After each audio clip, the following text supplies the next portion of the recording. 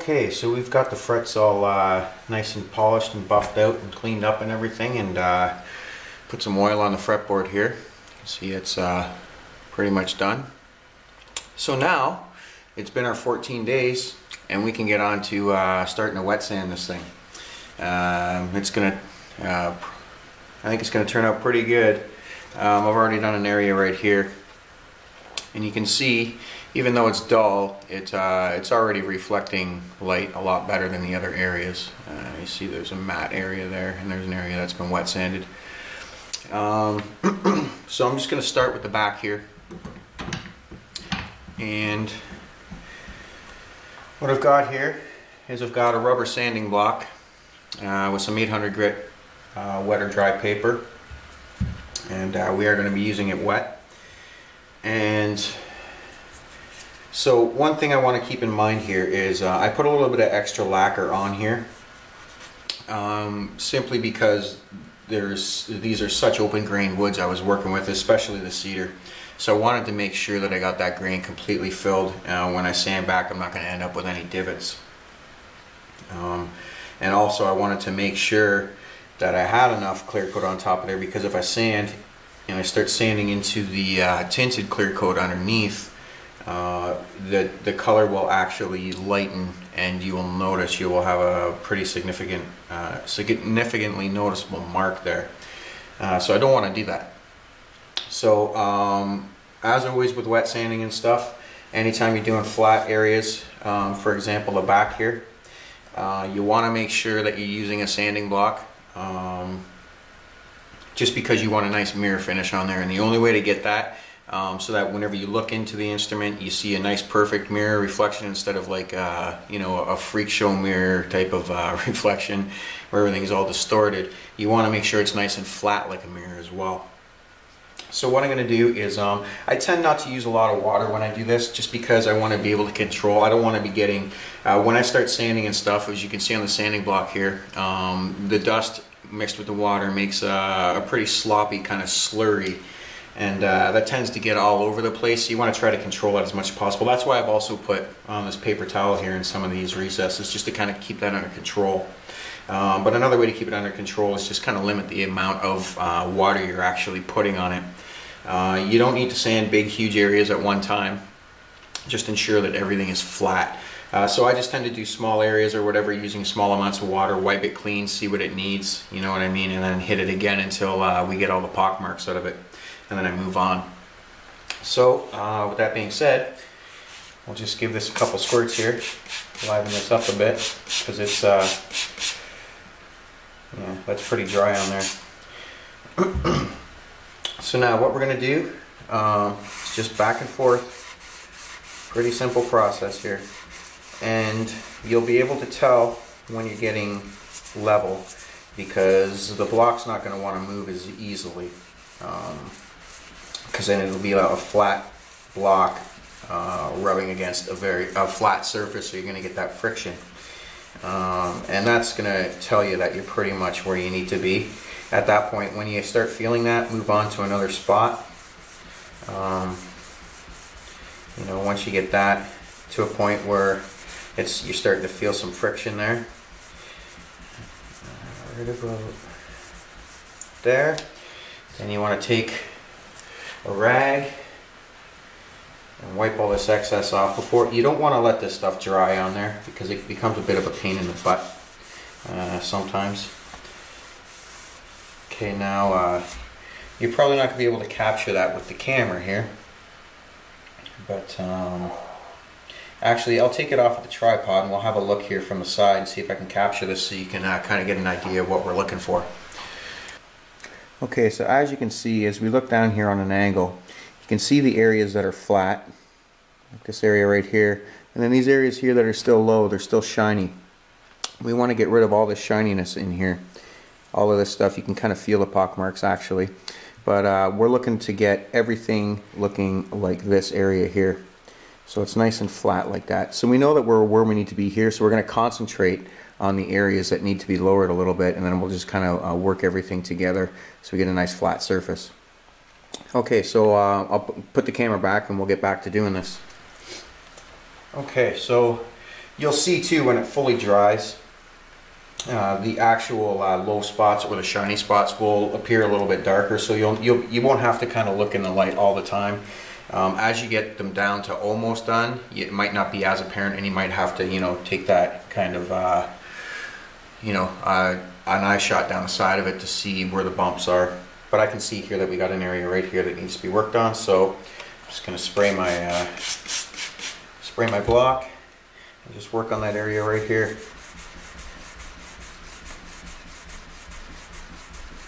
Like I said, you know, you can feel a bit of resistance there, but it's not like you'll have a lot of resistance when it's completely flat. Like the block won't want to move at all. Sometimes you'll come to a dead stop because it's, you know, it's there. So, you know, and the idea of this is just to, you know, sand for about 10 seconds or so, and then give it a wipe and see where you're at. It's a slow, tedious process, but it's absolutely essential to getting you know, a nice, beautiful mirror finish. And I mean, this stuff that I'm using here, this is the what's it called? Color Tone clear coat. So it's like a water-based clear coat lacquer, but it has like burn-in properties. You know, and for a water-based finish, it looks really deep.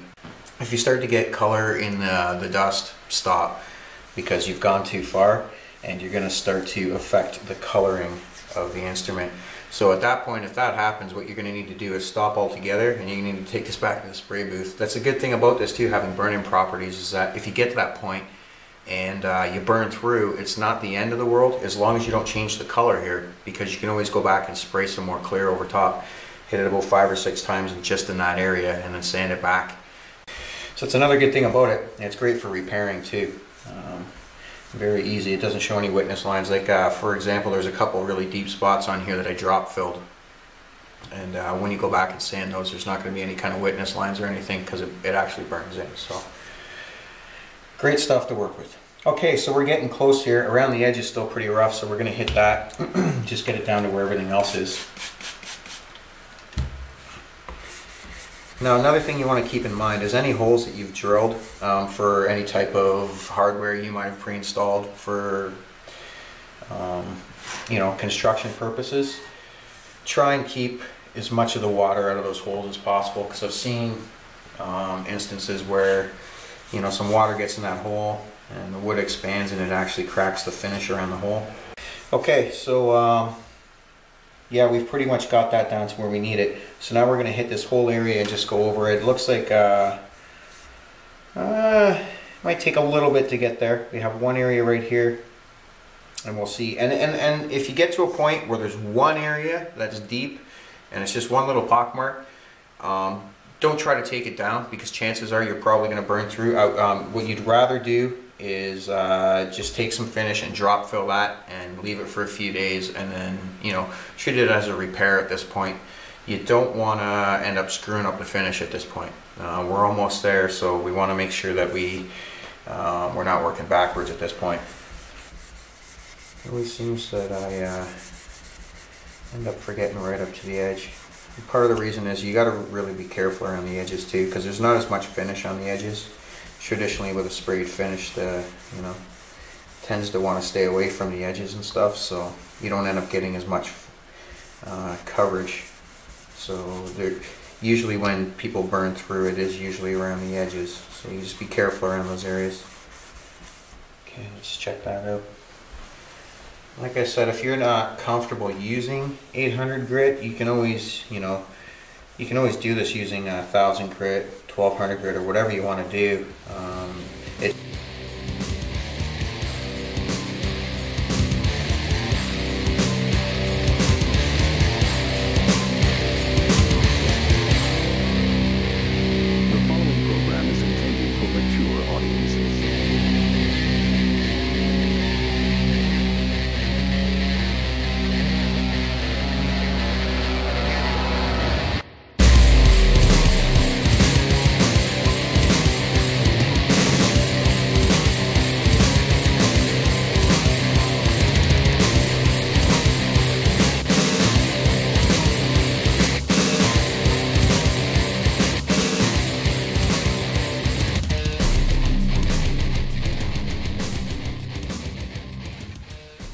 Okay, so we've got this thing all wet sanded and cleaned up. Now we're going to move on to making it shiny. And as you can see here, we've got a drill with a polishing pad on it. And we've actually got 4 polishing pads because we got 4 different kinds of compound we're going to be going through. We have a coarse one, and then we have a medium, a fine, and then a swirl remover that we're going to use. And it's important that you use a different pad for each one of these compounds. You don't want to be mixing the compounds. For example, if you put, you know, if you put fine compound on a pad that has had coarse compound on it already, then you're going to get the coarse compound mixed with it. So you want to keep these separate, and I've even marked the backs of these just to let me know which ones are for which. Okay, so what we're going to do is we got our coarse stuff here, and start by mixing it up really good. There we go. Just going to throw some of this out on here. And I'm going to take the pad, make sure that's tight in there. I'm going to take the pad and I'm just going to kind of pat this down here, kind of rub it around here, because if we don't do this, it'll splatter everywhere as soon as we fire up the drill. And then we're just going to start polishing. And you pretty much want to do this until it starts to dry out a little bit. You want to take a damp cloth.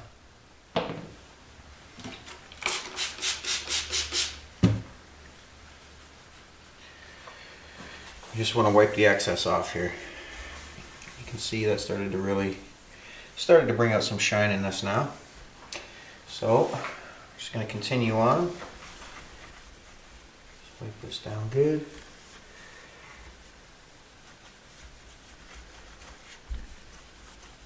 You can see what areas we've missed.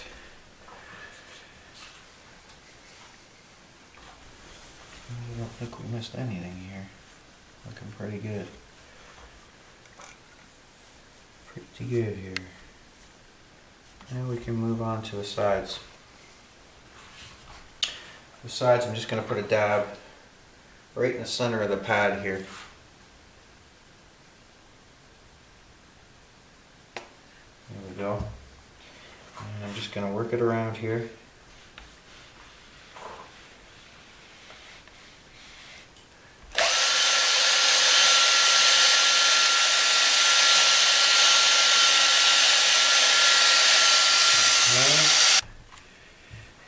Quick wipe with the wet cloth, come back along, clean it up with the dry cloth.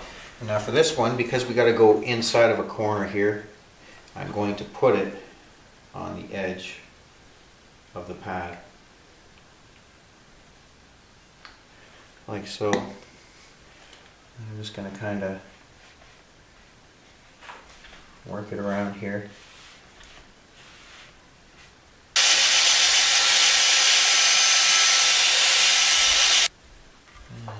Coming along. Okay, so we're going to continue to do that.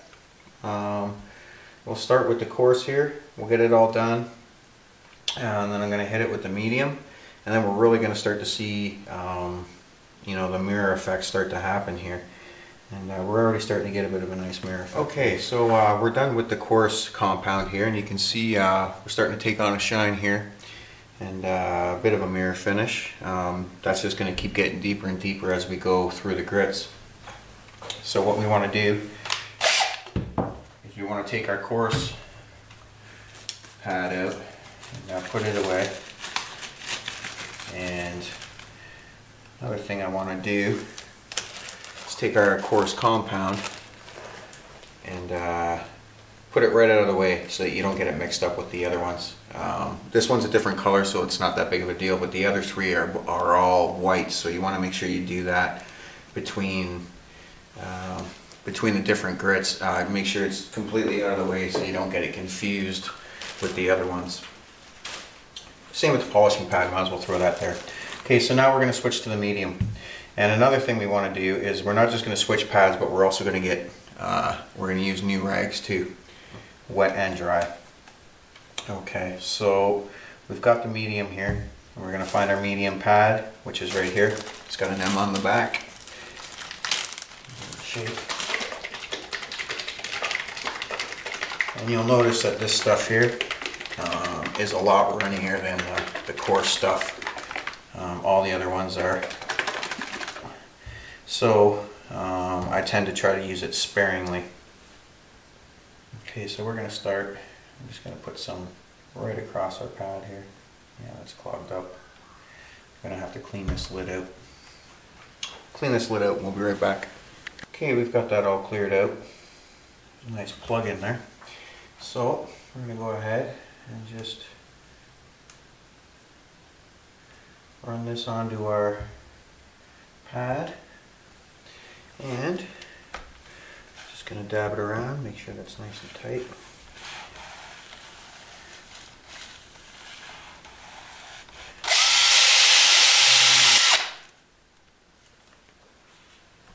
Okay, now we'll take a wet cloth here and we'll wipe this down. Get any excess compound off of here and dry it up.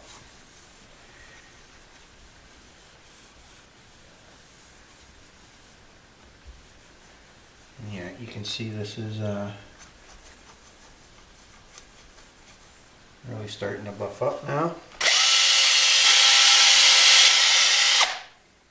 Now the best way to see if you've got if you've hit every area is to buff this out nicely with a dry cloth and then just check it out compared to the other areas, and it should be pretty apparent what needs more work and what doesn't. And like I said, stuff is much runnier than the other. Just going to work away, same with this grit, and that's basically what we're doing is every time you change grit, make sure you change everything out so you don't, and make sure the instrument is, you know, all of the dust from the previous compound is cleaned off the instrument before you switch and you move up to the next finest grit.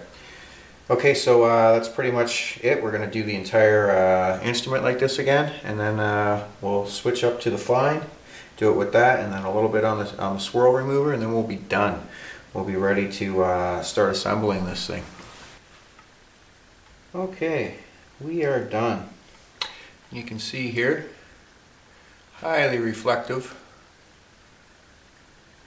finish on here, and same with on the back here.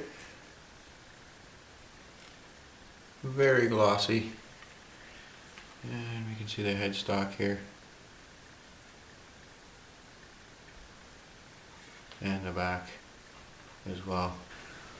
We're ready to start. We're going to clean up around, make sure we get all of the dust out of here, all around these cavities, and then we're going to go back and we're going to start installing some of the hardware.